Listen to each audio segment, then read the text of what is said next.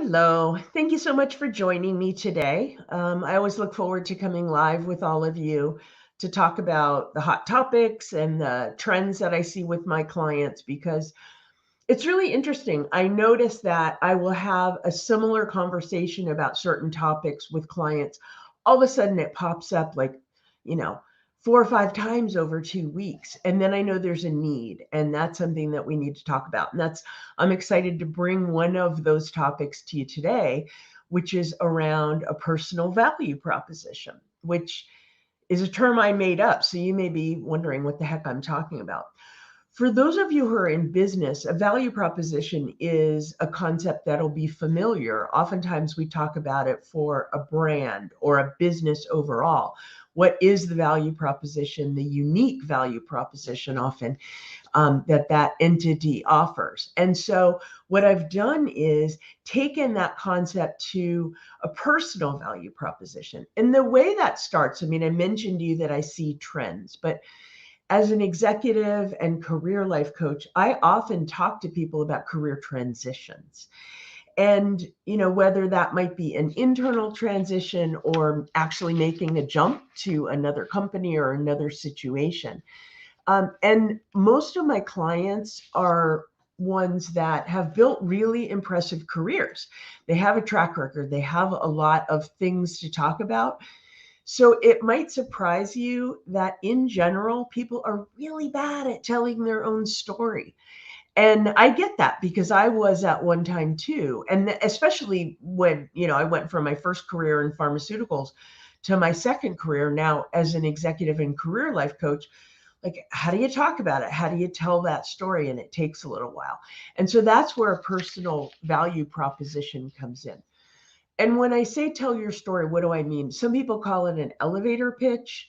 It could just be communicating what you've done and the value that you can bring, but it doesn't come naturally to for us to do that. So really, what we're talking about is a summary of our professional accomplishments, including non-work accomplishments. Even there may be things that you've done in your life. It could be a leadership role for a nonprofit or some kind of giving back situation. Those things count. It really focuses on the areas where you can add most value and you've proven that you can add most value. And it also includes the things that you really love, the things that light you up. All of those things go into telling your story. And for the most part, you can think about it as a platform for preparing to tell a really confident story that you can own. A lot of times it's a lot easier if we're talking about something else. It gets hard when we're talking about ourselves and our own contributions or accomplishments or strengths. But you can get good at it. It doesn't come naturally to most people.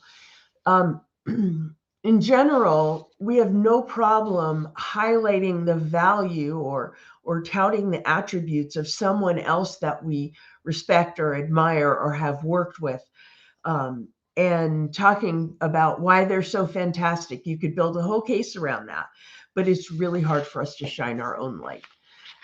And I talked about the trends that I see, and lately this is coming up, people needing to tell their own story. Part of it is the time of year that we're in.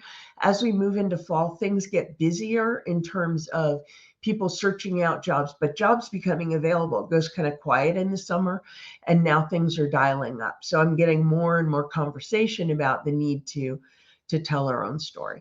And so there's a framework that I've used. The good news is, like, you can get good at this. And there's a framework that I use, putting together this personal value proposition, so that you can have that foundation, have the wording, your bullet points, if you will, available to you for when you get the opportunity to do it. And there's some tricks that I'll tell you about shortly that, how you can get good at it. So when I talk about personal value proposition and that framework, really what it is a list of sort of thought starter questions that can help you to build this framework. And so some of them include the basics, what you would think about, like what's the career experience that I have? And I recommend that you consider everything, whether you think it's related or not. And people tend to discount what they've done. So this is not about your resume. This is about the jobs that not like what they're called, their titles. It's really what you've done, what you've accomplished, what the outcome of those different jobs has, and I recommend you consider everything, whether you think it's related or not. Another area that we would go, which is absolutely related, but not exactly the same. What's the other life experience you have that may influence your leadership abilities? And, for example, I have clients who have taken a long career break, either for family reasons or just to make a change or whatever. But during that time, they may have been doing things that really add to their leadership story. So we don't discount any of that. Another way to think about this is, what are the things you've accomplished in your career? You may have been head of marketing for a certain organization, but some of the things you've accomplished is building out their product line, adding new revenue streams, those kinds of things that don't necessarily pop out when you talk about what your title is. It's really about what you can make happen, what you've demonstrated you can make happen, and just generally what you can make happen and what you can speak to. And then, where are the areas that you add most value? I mean, this is not the complete framework for a value proposition, but these are some of the thought starters, so you get a feel for what that's like and how you can build your story. And if you want to know more about my framework for a value proposition and how you can build out your own story, please be in touch. You can see my web address here, randyrobertscoaching.com. You can reach me through my website. But if you are feeling like it would be valuable for you to get some help with working through that story, please be in touch, because I can give you some more information about what that's about. Okay, so once you have put together that framework, that information, the meat around what you have to work with, the next step is you put it into a story. And this story may take slightly different shape based on the stage that you're in. Are you just thinking about making a change? Or are you at a point where you've decided you're ready to make a change and you need to start warming up your network and getting active around that? Maybe you've decided to make the jump and you're ready to look for leads, or you already have leads. So your story will change a little bit based on that, but it's all based on what you've done. It's all based on who you are. It's all based on the truth, and you're the expert in you. So you probably could tell it right now, but you can tell it better with some preparation and some practice. Okay, so that's kind of what we're talking about in terms of what the story is. And I say story, it makes it sound like fiction. It's anything but that. It's absolutely based on what you have to offer, but story in the sense that get good at telling it, right? And that's the hard part, is actually telling the story. It's easy to put pen to paper and write down the things that you've said, but getting good at actually saying it takes practice. And, why is it so hard? I mean, we are taught to be humble. We're taught that it's not graceful. It's not appropriate to blow your own horn and tout your own accomplishments. We expect our work to speak for itself. I can tell you those things are important. They are not enough. I work with so many clients on how do you get good at advocating for yourself? How do you get good at telling your story in a way that does come across as graceful and humble enough, and yet still proud of and owning your accomplishments? So kind of easy to see why it's so hard for us to do. But there are definitely some tips for overcoming that and getting good at it. And I narrowed down 4 for you here. One is, pretend you're talking about somebody else. It seems so silly, but it works. Think about somebody that you really like, that you really respect, that you really admire, that you would advocate for in a second. Pretend you're talking about them. Somehow it makes it easier, because we take that burden of, oh, don't toot your own horn off of it. And we are talking about somebody else. So pretend that you're doing that. You're still going to be based in fact. You're still going to be talking about things that you can back up, but you'll be talking about it in a way that's more comfortable. So there's your first tip. The second tip might be to narrate the situation. And by that, I mean, like, give yourself permission, verbally give yourself permission. And I happened upon this one accidentally. I remember I went in for an interview back in my marketing career, and I showed up and I realized I was being too humble. I was like dimming my own light, if you will. And my job that day was to sell myself. So I basically said I recognized it. And I said to the person I was meeting with, I'm not really comfortable touting my own accomplishments and blowing my own horn, but I recognize that that's what I'm here to do today. And so I'm giving myself permission to do it. And in that way, I recognized that it was hard for me. I put it out there that I was going to be dialing it up. And if it felt uncomfortable, that was why. And I let the other person know that if they hired me, I wasn't going to be the guy who came in, and I say guy, gender neutral.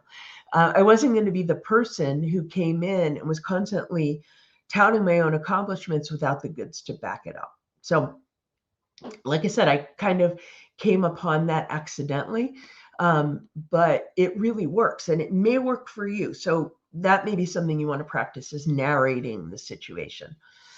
Another thing is recognize that you're sticking to what's true. You're not saying things that you've never done before. That's the danger zone. And not only are you then, if you do that, are you portraying that you have a skill that you don't, but I like to think I stick to the truth because I'm a really ethical person. I am, but the truth is it's easier. You don't have to remember what you said if what you're saying is true. But give yourself a little bit of editorial license to really tell the story of how you've accomplished what you've accomplished. And, um, you know, don't don't say things that aren't true, but don't hold yourself to the letter of the law, if you will. Paint that picture. Talk about, it could be how you've worked with the team, how others contributed to the accomplishment, but don't forget to include specifically what you did. Talking about a team accomplishment sounds great and lets the person know that you will work well as a team, but you also need to own what your role was and what your accomplishment was. So you have to walk that fine line a little bit. And then the fourth tip I'll give you for getting good at telling your story is just to practice. Don't expect that unless you practice, you're going to be good at it right off the bat.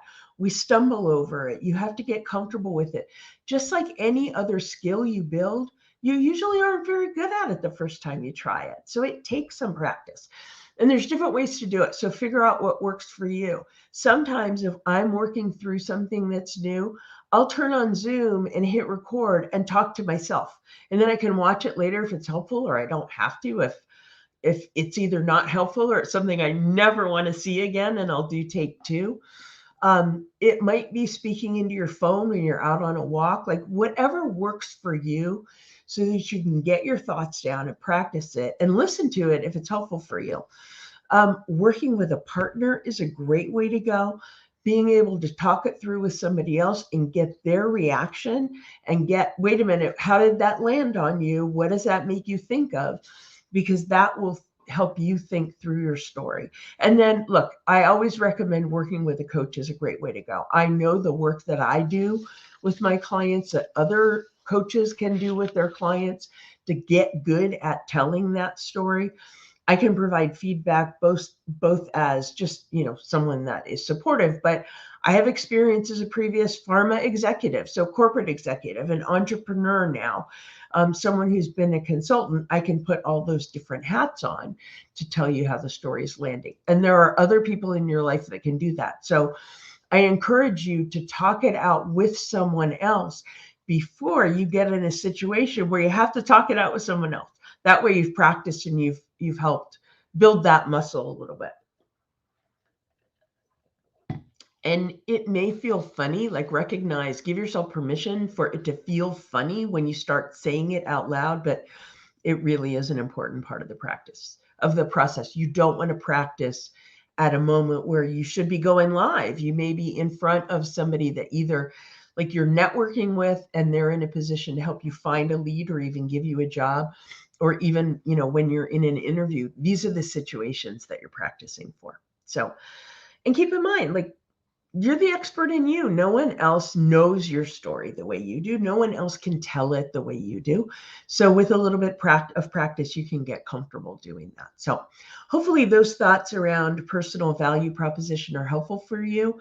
If it resonates for you and you want to talk more, if you know that this is something that would be helpful for you to work on, feel free to reach out. I am happy to talk to you about what that means for us to work together, or just what your thoughts are, what, how this landed for you, and if I can point you in the direction of some other resources. So you see my email there now, which is Randi with an I, Randi, at randyrobertscoaching.com.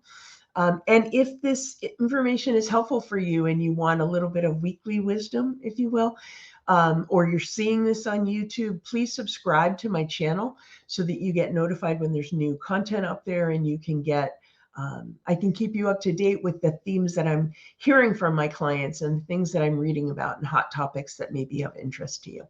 So thanks for listening. I really appreciate having you here, and hope to hear from you and hear what's on your mind and ways that I may be able to help. Have a great day.